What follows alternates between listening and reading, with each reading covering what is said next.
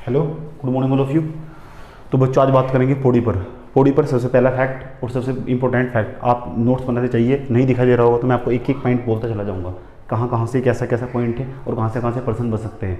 मतलब पौड़ी की अच्छी खासी चर्चा, इतनी तो आपके अंदर समझ विकसित हो जाएगी ताकि आप ऑप्शन कटिंग कर दे। कट समझते हैं, मतलब 4 ऑप्शन आएंगे आपके सामने, 4 में से 3 देखकर पता लग दे ये भी नहीं होगा, ये भी नहीं होगा, ये भी नहीं होगा, ये भी नहीं होगा, तो मतलब आप ऑप्शन कैंसिल करना सीख जाएंगे। तो पता आप समझ जाइए, आप पर्सन के ज़्यादा करीब पहुँच जाएंगे, अच्छी खासी विकसित। जो मैं पढ़ाऊंगा उससे बाहर आपके पेपर में एक भी शब्द नहीं आएगा, इसलिए आप विश्वास करके लगातार पढ़ते रहिए। इससे ज़्यादा बेस्ट कुछ हो भी नहीं सकता। आप यूकेपीएससी की तैयारी कर रहे हैं या यूकेपीसीएस की, उत्तराखंड के किसी भी एग्जाम की तैयारी कर रहे हैं, नीचे ग्रुप डी से लेकर 4th क्लास से लेकर एक क्लास 1st क्लास तक की जिस एग्ज़ाम की भी आप तैयारी कर रहे हैं, उत्तराखंड सभी के लिए ये बेनिफिशियल होगा। इससे बेस्ट नहीं हो सकता, समझे। आइए बात करते हैं पहले नंबर पर। ये जो हमारा जो पौड़ी है, पौड़ी गढ़वाल है, ये पौड़ी गढ़वाल मंडल का ही एक जिला है। गढ़वाल मंडल में कितने जिले हैं? 7 जिलों में से एक जिला है पौड़ी गढ़वाल। पौड़ी गढ़वाल जो है आपका, ये 1815 से लेकर 1840 तक, आप पहले पॉइंट में नोट करिए, यह 1815 से लेकर 1840 तक, 1815 से लेकर 1840 तक गढ़वाल, ये पूरा का पूरा जो गढ़वाल है आपका, ब्रिटिश गढ़वाल, इसको ब्रिटिश गढ़वाल की राजधानी रहा था। मतलब जब अंग्रेजों का राज था यहाँ पर, तो यहाँ ये ब्रिटिश गढ़वाल की राजधानी रहा था। उन्होंने यहाँ ये श्रीनगर है ना, श्रीनगर को अपनी राजधानी बनाया था 1815 से लेकर 1840 तक। पहला फैक्ट। दूसरा फैक्ट, उन्होंने उसके बाद ये जो राजधानी थी ये कर दी थी, स्थानांतरित कर दी थी। जो राजधानी थी स्थानांतरित कर दी थी उन्होंने। उसके बाद उन्होंने जो राजधानी थी उसको स्थानांतरित करके 1940 में, कारण क्या है वो भी आपको बताएंगे कि राजधानी उन्होंने जो 1940 में पहले राजधानी श्रीनगर हुआ करती है, ये देख रहे हैं आप, श्रीनगर। उसके बाद राजधानी क्या कर दी गई? पौड़ी कर दी गई। तो राजधानी श्रीनगर से पौड़ी क्यों कर दी गई, इसका कारण मैं अभी नहीं समझ में आएगा, थोड़ी देर बाद जब मैं समझाऊंगा और अच्छा और ज़्यादा बेहतर समझ में आएगा। मैंने कहा आप मेरे साथ पौड़ी गढ़वाल पढ़ रहे हैं, मैं आपको उत्तराखंड पढ़ा रहा हूँ। उत्तराखंड के जितने भी एग्जाम होते हैं, वनडे एग्जाम हो चाहे कोई सा भी सब्जेक्टिव हो ऑब्जेक्टिव हो, उसको ध्यान में रखकर आपकी कक्षाएं संचालित की जा रही हैं, समझे। उसके बाद देखिए जो पौड़ी है पूरा का पूरा, हम पौड़ी की बात कर रहे हैं, पूरी पौड़ी की मतलब पौड़ी गढ़वाल की, और पौड़ी का ये मुख्यालय है, ये पौड़ी का मुख्यालय यहीं पर है, ये आप देख रहे हैं पौड़ी का मुख्यालय, समझे। उसके बाद देखिए जो पौड़ी है, राजधानी कब स्थानांतरित कर, श्रीनगर से राजधानी कब स्थानांतरित कर दी गई, कब इससे ट्रांसफर कर दिया गया? 1940 में। याद रखना है, यहाँ इस तरह के प्रश्न पेपर में बनने हैं। 1969 में गढ़वाल ब्रिटिश का मुख्यालय, 1969 है, ये 69 में। ये पौड़ी है ना, ये पौड़ी यहाँ का मुख्यालय बना। मैंने कहा पूरे गढ़वाल मंडल का मुख्यालय। गढ़वाल मंडल में कितने जिले आते हैं? 7 जिले। 7 जिलों में सबका मुख्यालय ये आपका पौड़ी है, समझे। ये कब बनाया गया? 1969 में, 1969 में मुख्यालय बनाया पूरे गढ़वाल मंडल का। 1992 में इसे हिल स्टेशन बनाया गया। जी हाँ, 1992 में इसे हिल स्टेशन बनाया गया। 1992 में इसे हिल स्टेशन बनाया गया, याद रखेंगे आप। मैंने कहा 1992 में ये जो है पौड़ी को क्या बनाया गया? हिल स्टेशन बनाया गया था, ठीक। पौड़ी से हिमाच्छादित हिमालय, मैंने कहा ये पौड़ी है। आप जो हिमाच्छादित हिमालय देखते हैं जो पूरे साल भर बर्फ से ढका रहता है, हिमालय, जो हिमाच्छादित हिमालय, अगर आप पौड़ी में जाकर खड़े होंगे तो आपको जो हिमालय का आकार है वो अर्धवृत्ताकार दिखाई देगा। कैसा दिखाई देगा? अर्धवृत्ताकार दिखाई देगा। पौड़ी एकमात्र ऐसा स्थान है जहाँ से हिमालय का जो आकार है वो अर्धवृत्ताकार दिखाई पड़ता है। अर्धवृत्ताकार समझते हैं, सेमी सर्कल, अर्धवृत्ताकार, इस तरह का आपको शेप दिखाई देगी, किसी शेप दिखाई देगी, किसी आकृति दिखाई देगी, ऐसी हिमालय की आकृति इस तरह की दिखाई देगी आपको, ठीक है। दूसरी सबसे बड़ी बात, अगर आप बात करें यहाँ पौड़ी के आसपास, पौड़ी में, तो पौड़ी में एक स्थान पड़ता है रांसी। रांसी में एक स्टेडियम है, इस स्टेडियम को नहीं मानो, पौड़ी के बिना में पौड़ी में एक स्टेडियम भी है। जी हाँ, स्टेडियम भी है। जो स्टेडियम है यह एशिया का दूसरे नंबर का सबसे बड़ा स्टेडियम है। अब आप मुझे बताएंगे पूरे एशिया का सबसे नंबर 1 का स्टेडियम कौन सा है? सबसे बड़ा पूरे एशिया का, ये दूसरे नंबर का सबसे बड़ा स्टेडियम है। कहाँ पर है? पौड़ी में स्थित है, रांसी में। दूसरी सबसे बड़ी, अगला फैक्ट देखिए, 24 दिसंबर 2001, देख रहे हैं यहाँ पे आपको 24 दिसंबर 2001, ये देखिए जो देवप्रयाग है और ये पौड़ी है, मैंने कहा इसको जो आपका टिहरी है और जो पौड़ी है आपका, इसको जोड़ दिया गया था एक पुल के द्वारा 24 दिसंबर 2001 को। 24 दिसंबर 2001 को पौड़ी को देवप्रयाग से, ये देवप्रयाग है, देवप्रयाग को पौड़ी से जोड़ दिया गया एक पुल के द्वारा। इसके द्वारा, एक पुल के द्वारा, 24 दिसंबर 2001 को। अभी ये फैक्ट आपको लग रहे हैं ज़्यादा डिफिकल्ट होंगे, जैसे जैसे मैं पॉइंट बोलता चला जाऊँ वैसे वैसे नोट करते चले जाइए। क्रम वाइज पढ़ा रहा हूँ आपको, और आपको मैप भी बनाना होगा। अति सुंदर आप मैप बना सकते हैं। कोई भी आप मार्केट में इतनी सारी बुक आती है मैप्स की, तो कोई भी एक बुक यूज़ कर सकते हैं। उसके बाद देखिए जो पौड़ी है, पौड़ी को देवप्रयाग से जोड़ा है एक पुल के द्वारा। इस क्षेत्र का अधिकांश भाग पर्वतीय है। मैंने कहा इसका अधिकांश भाग पर्वतीय है। खतरनाक घाटियाँ और बड़े बड़े पर्वत पाए जाते हैं यहाँ पर। खतरनाक बड़ी बड़ी गहरी गहरी घाटियाँ पाई जाती है पौड़ी के अंदर। पौड़ी के जो रास्ता है, यहाँ के जो रास्ते हैं अति संवेदनशील है। आप देखेंगे ना तो यहाँ के जो रास्ते आपको दिखाई देंगे, अति संवेदनशील क्षेत्र यहाँ के पौड़ी के आपको दिखाई देंगे। तो मित्र आज बात करते हैं किस पर, तो अब बात करेंगे आप मेरे साथ जो आप यहाँ के मतलब जो पौड़ी है ना, पौड़ी के कुछ दार्शनिक स्थलों पर। अगर आप यहाँ पर घूमने जाएंगे तो कौन से स्थान का आप दर्शन करने जाएंगे, कुछ दार्शनिक स्थलों पर बात करते हैं, जो पर्यटक स्थल भी कह सकते हैं आप इनको, पर्यटक स्थल या दार्शनिक स्थल भी कह सकते हैं। आइए देखते हैं। सबसे पहले आप जानते हैं मेरे साथ श्रीनगर। श्रीनगर की कुछ विशेषताएं हैं। आइए श्रीनगर की कुछ विशेषताएं, इधर आ जाइए। श्रीनगर, जो श्रीनगर था पहली बात, या गढ़वाल नरेशों में जो अजय पाल थे उन्होंने 1358 ईस्वी में श्रीनगर को बसाया था। श्रीनगर आपको बताना चाहिए, श्रीनगर है जो अलकनंदा के दाएं तट पर स्थित है। अलकनंदा के दाएं तट पर स्थित है। श्रीनगर जो है अलकनंदा के दाएं तट पर स्थित है, बाएं तट पर, सॉरी। जो श्रीनगर है ये आपका, ये अलकनंदा के बाएं तट पर स्थित है। जो श्रीनगर है ये अलकनंदा, आपसे सीधा प्रश्न पूछा जाएगा जो श्रीनगर है वो कौन सी नदी के तट पर स्थित है, अलकनंदा के तट पर स्थित है, बाएं दाएं नहीं पूछेगा। आप देखिए स्थापना, इसकी जो स्थापना हुई थी गढ़वाल नरेशों ने की थी। आप हेडिंग बनाएं काफी में, श्रीनगर, उसमें नंबर फर्स्ट देखिए 1358 ईस्वी में, 1358 ईस्वी में गढ़वाल नरेशों के द्वारा श्रीनगर की स्थापना अलकनंदा के तट पर की गई थी। इस तरह का फैक्ट लिखिए। दूसरे नंबर का, अभी अब श्रीनगर के बारे में पढ़ रहे हैं। मैंने कहा क्या पढ़ रहे हैं आप मेरे साथ, मेरा हाथ आप पढ़ रहे हैं कुछ प्रमुख दार्शनिक स्थल, दार्शनिक स्थल या दर्शनीय स्थल। उसके बाद इसमें क्या पढ़ रहे हैं, पहले नंबर पर आप मेरे साथ पढ़ रहे हैं श्रीनगर। मैं आपको श्रीनगर पढ़ा रहा हूँ और श्रीनगर से संबंधित जो भी प्रश्न पूछे जाते हैं और जो भी श्रीनगर की विशेषताएं हैं और श्रीनगर से संबंधित जो भी प्रश्न बने हुए हैं उन प्रश्नों के साथ साथ चर्चाएँ करके चल रहे हैं। एक सिलेबस है जो डिफाइन किया गया है, उस सिलेबस के अकॉर्डिंग हम चल रहे हैं। उसके बाद देखिए मैंने कहा क्या हुआ, 1358 में ये जो गढ़वाल नरेशों ने श्रीनगर को बसाया था। 1621 ईस्वी में महीपति शाह ने इसे शक्ति समय, आपसे सीधा प्रश्न पूछेगा जो श्रीनगर था वो किसके समय में सबसे अधिक शक्तिशाली बना, तो महीपति शाह, नाम याद कर लीजिए महीपति शाह। मैं आपको इतिहास नहीं पढ़ा रहा हूँ, जो भी प्रश्न बन सकते हैं उनकी चर्चाएं साथ साथ करके चल रहा हूँ। मैंने कहा 1621 ईस्वी में महीपति शाह के समय में, गढ़वाल नरेश थे, महीपति शाह के समय में जो है जो श्रीनगर था समग्र और शक्तिशाली हो चुका था। ये बात आपको याद रखनी है। 1803 में इस श्रीनगर में क्या जाता है बेटे, इस 1803 में इस श्रीनगर में आ जाता है भूकंप। क्या जाता है, भूकंप। उसके बाद तो यहाँ पर जितनी बिल्डिंगें होती है, जितना यहाँ का इंफ्रा होता है, अवसंरचना होती है, वो सारी धीरे धीरे नष्ट हो जाती है। धीरे धीरे क्या एकदम नष्ट हो जाती है, धीरे धीरे क्यों नष्ट हो जाती है। 1803 में भूकंप में काफ़ी क्षति हुई। 1804 से लेकर 1815 तक यहाँ गोरखाओं का शासन रहा। आपसे सीधा प्रश्न पूछेगा श्रीनगर में गोरखाओं का शासन कब से कब तक रहा। 1804 से लेकर 1815 तक यहाँ गोरखाओं का शासन रहा।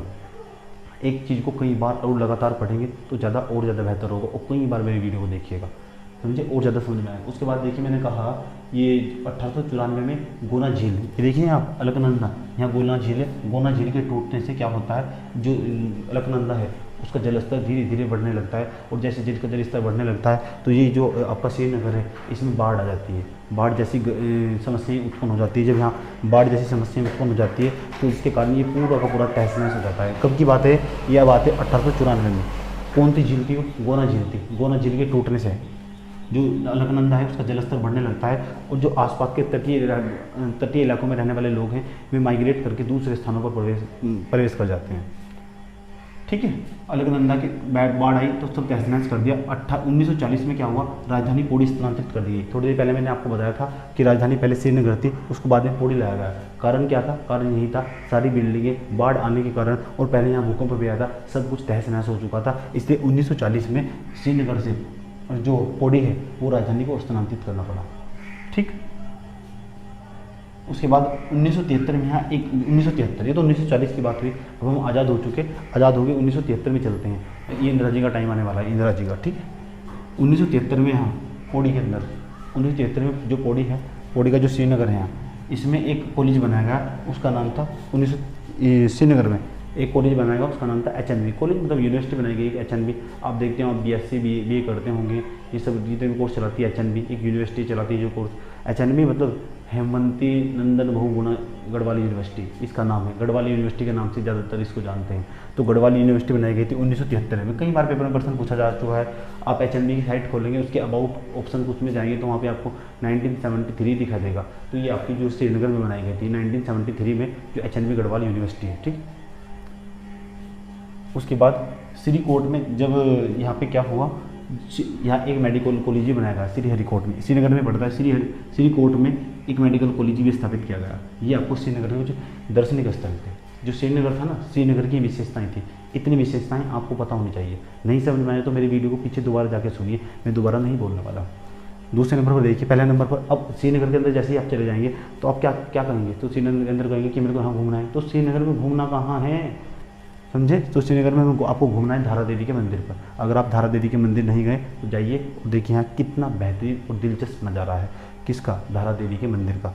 आइए देखते हैं। जो धारा देवी का मंदिर है ना, धारा देवी का मंदिर है, ये एक तो पहली बात है, ये आपका कहाँ पड़ता है, ये आपका यहीं पड़ता है। कहाँ पे पड़ता है, ये आपका पड़ता है इसमें श्रीनगर में।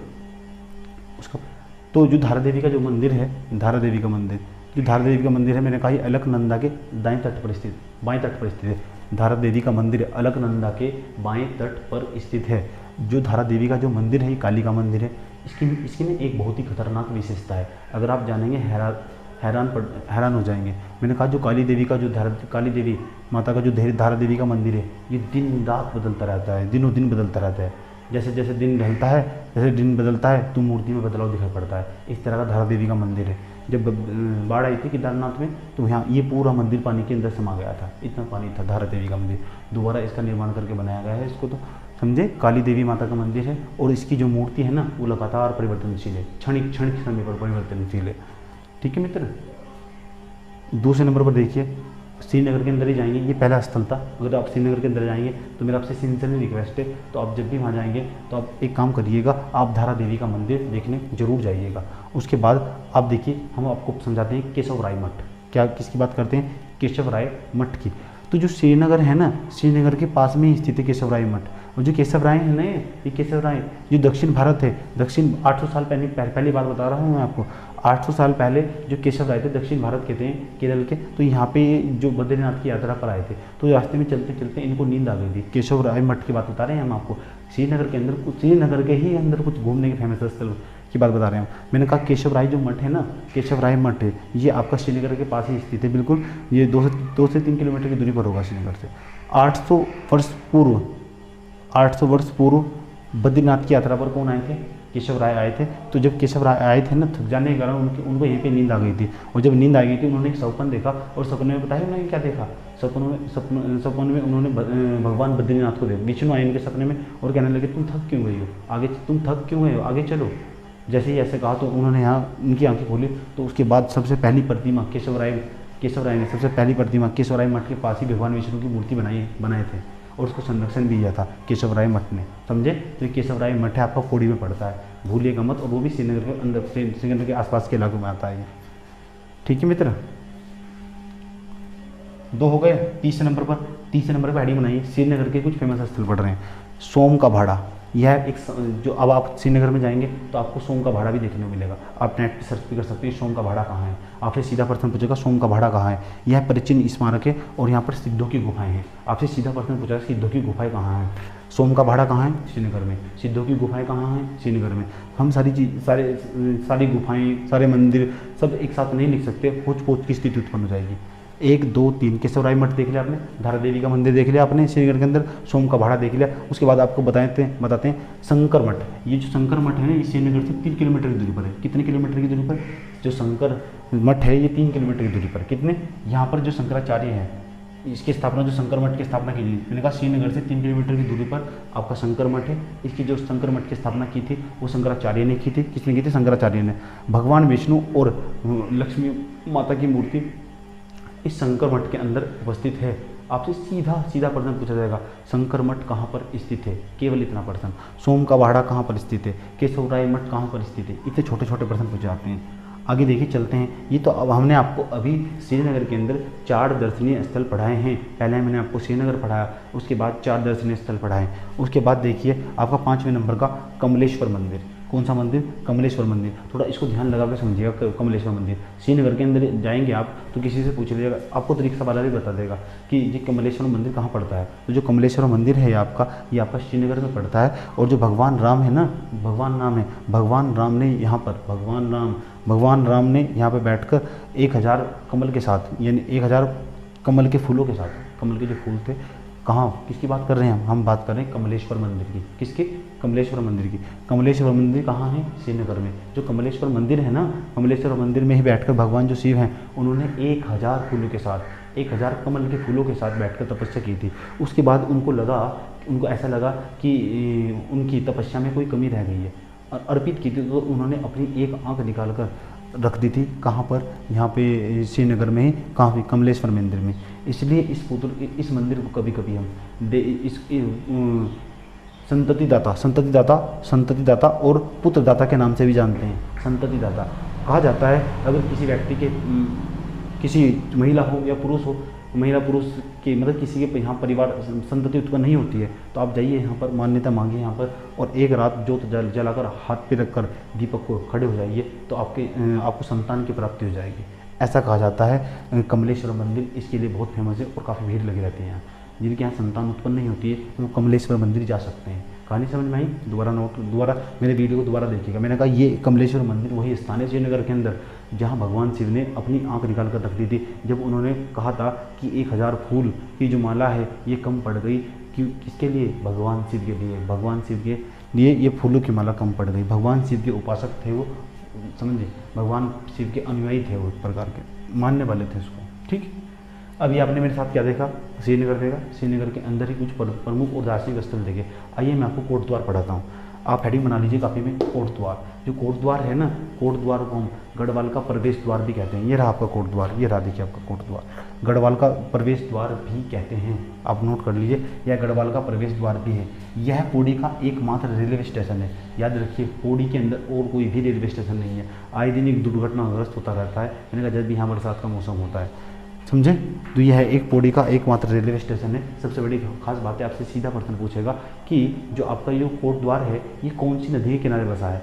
आपकी बात लग जाएगी, जो कोट द्वार है कौन सी नदी के किनारे बसा हुआ है। बेटी जो कोट द्वार है ना ये खो नदी के किनारे बसा हुआ है। नोट कर लीजिए कहीं भी जितने फैक्ट बता जा रहे हैं। कौन सी नदी के किनारे? खो नदी के किनारे। स्थानीय नदी है, वहीं से निकलती है और वो भी मौसमी नदी है। कैसी नदी? मौसमी नदी। इसमें साल भर पानी नहीं आता है। जब बरसात का मौसम होता है तो तभी पानी आता है इसमें। ठीक।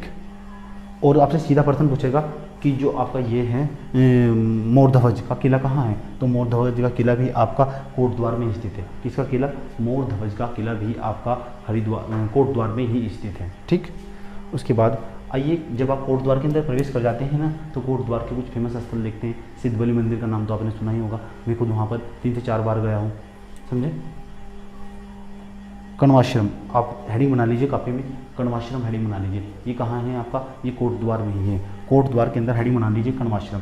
और जो कण्वाश्रम है ना मित्र, यहाँ देखिए आपको हेमकूट और मणिकूट 2 पर्वत है। हेमकूट मणिकूट पर्वतों के बीच में मालिनी नदी बहती है। मालिनी नदी के किनारे कण्वाश्रम स्थित है। दोबारा देख लीजिए, मैंने कहा आपको ये देख लीजिए कण्वाश्रम कोट द्वार से कुछ दूरी पर है, 15 से 20 किलोमीटर की दूरी पर होगा आसपास के क्षेत्र में। मैंने कहा यहाँ पर 2 पर्वत है, एक का नाम है हेमकूट, दूसरे का नाम है साइड में एक पर्वत इधर का जो पर्वत है उसको बोलते हैं मणिकूट, इधर का जो पर्वत है उसको बोलते हैं हेमकूट। हेमकूट और मणिकूट के बीच में एक नदी बहती है, उस नदी को बोलते हैं मालिनी नदी। कौन सी नदी? मालिनी नदी। जो मालिनी नदी है वो उसके किनारे एक आश्रम स्थित है, उसको हम कण्वाश्रम बोलते हैं, कण्वाश्रम। ठीक है। आइए कण्वाश्रम के बारे में जानते हैं। कभी कभी कण्वाश्रम को चौकी घाट भी कहते हैं। आपसे सीधा प्रश्न पूछेगा चौकी घाट किसे कहते हैं, तो आप कहिए कण्वाश्रम को। कण्वाश्रम किन 2 पर्वतों के मध्य स्थित है? हेमकूट और मणिकूट के मध्य। कण्वाश्रम कौन सी नदी के किनारे बसा है? कण्वाश्रम मालिनी नदी के किनारे बसा हुआ। कौन सी नदी? मालिनी नदी के किनारे बसा हुआ है। ठीक। उसके बाद कालिदास ने यही शिक्षा प्राप्त की थी, तो इस कण्वाश्रम को कैसे भूला जा सकता है? मैंने कहा जो कालिदास थे उन्होंने इसी स्थान पर बैठकर तपस्या की थी और इसी स्थान पर बैठकर तपस्या की थी और उन्होंने यहीं पर बैठकर मतलब शिक्षा ग्रहण की थी। ठीक है। अभी आप देख लीजिए, नाम सुना होगा आपने, अभिज्ञान शकुंतलम, नाम सुना है? अभिज्ञान कालिदास की एक रचना है अभिज्ञान शकुंतलम। दूसरी उनकी रचना है एक जो बहुत ज़्यादा फेमस और पॉपुलर हुई थी, उसका नाम था मेघदूत। मेघदूत और अभिज्ञान शकुंतलम, अभिज्ञान शकुंतलम थी जो उनकी रचना उन्होंने यहीं कण्वाश्रम में की थी, कण्वाश्रम में की थी कालिदास ने। ठीक है, जो कालिदास थे ना वो अकबर के 9 रत्नों में से एक थे, ये भी आपको पता होना चाहिए। महर्षि गौतम, विश्वामित्र वह कण्व की तपस्या स्थली है। ये एक ऐसा स्थल है जो कण्वाश्रम है। महर्षि हो गए और महर्षि गौतम हुए, विश्वामित्र हुए, कण्व हुए। महर्षि, विश्वामित्र, कण्व, महर्षि गौतम, विश्वामित्र, कण्व, इन तीनों का तप स्थल है। यहाँ पर बैठकर उन्होंने तपस्या की थी। आप नोट करते चले जाइए। उसके बाद यह विश्वामित्र व मेनका गांधी की पुत्री शकुंतला और दुष्यंत की प्रेम कहानी है। मैंने कहा यही दुष्यंत और शकुंतला की प्रेम कहानी के लिए विख्यात है। और ये भरत का नाम सुना होगा, जिसके नाम पर भारत पड़ा, नाम भरत के नाम पर भारत पड़ा। तो जो भरत है, भरत का जन्म भी इस कण्वाश्रम में हुआ था। कण्वाश्रम किन 2 पर्वतों के बीच स्थित है, आप बताइए? कण्वाश्रम कौन सी नदी के किनारे बसा हुआ है, आप बताइए? ठीक, तो क्या होगा, जो यहाँ पर एक व्यक्ति थे 1955 में संपूर्णानंद, उनकी कहानी आगे पढ़ाएंगे आपको। संपूर्णानंद ने क्या किया था, जो कण्वाश्रम था उसका संरक्षण किया था। और विश्वामित्र हुआ, आपका दुष्यंत हुआ, भरत हुआ, इन सब की मूर्ति को उन्होंने संरक्षित किया था और यहाँ पे स्थापित किया था संपूर्णानंद को। संपूर्णानंद नाम आपको याद है, 1955 की बात बता रहे हैं आपको। कहा जाता है जो कण्वाश्रम है ना, ये पूरे आसपास के एरिया में, आसपास के क्षेत्र में, पूरे गढ़वाल क्षेत्र, कुमाऊं क्षेत्र में सबसे बड़ा प्राचीन विद्या के लिए सबसे बड़ा अड्डा था।